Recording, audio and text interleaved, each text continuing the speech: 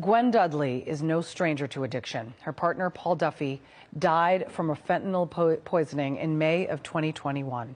And she joins me now this morning. Good morning to you. I'm so sorry for your loss. And I do appreciate truly you coming on and talking about this, because you can make a difference. And Duffy can too, because until his death, apparently he was offering support to survivors of drug overdoses, encouraging them to seek treatment, all the while he was struggling with his own addiction. Tell me about that struggle. Yes, thank you for having me here today. Duffy was very passionate about his job. His heart was in it, and all of his struggles with addiction gave him the ability to connect to those who were struggling and to give them incentive to get treatment. He had a lot of depression that he was going through, and he wasn't reaching out. He wasn't sticking with his recovery program the way that he needed to be. If you're not working your program, if you're not staying connected to people in recovery, and you're struggling with those things, substances are what most of us return to.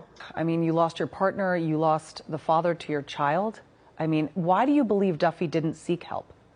Definitely the stigma played a part. He was afraid of what other people would think. He had built a good reputation and didn't want anybody to look down on him. He didn't want to let the people in his life down, and he also didn't want to lose his job. You think that you have it under control, and fentanyl has really changed that, where people don't have a chance to get help. Just a few specks can kill you. It's poison, and so very quickly they end up dying. I mean, if you take a look at the fentanyl deaths in America from 2021, 2022, spanning from the year 2018 to 2021, a steady rise in the numbers, especially since the pandemic, and 72,000 in 2021. The stigma that you talked about just now, that Duffy struggled with, is to blame for so many of these deaths. And I understand that you are now fighting to end that stigma. Tell us how. Well, I actually started a TikTok account just wanting to make some videos of Duffy and I, and they were extremely well received, and I've grown a large following at this point.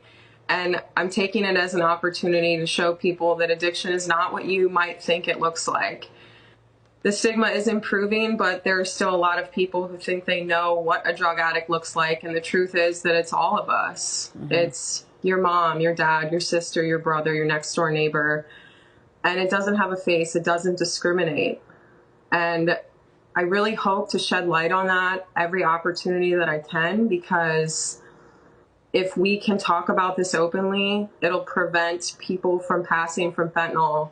It's now laced into, I'm sure you guys have covered it a lot. Oh, yeah. Fake pills, everything. Yeah, it's in everything. It's so dangerous. And I think awareness is key in all of this. What's your TikTok account, just so that people can go and check it out? It's Guinevere, Gwennevere 1123. Okay, Guinevere 1123, you know, a personal account from somebody. And, you know, you think fentanyl and you think strung out drug addicts who are living on the streets, homeless. I mean, you're looking at Duffy and he looks like a perfectly normal, healthy, happy father, American partner, you name it. You would never think or suspect that he was struggling the way he was. And I think that's something that's very eye-opening for a lot of people who have loved ones that are suffering the same tragedy. Thank you so much for talking to us. I really, really appreciate it.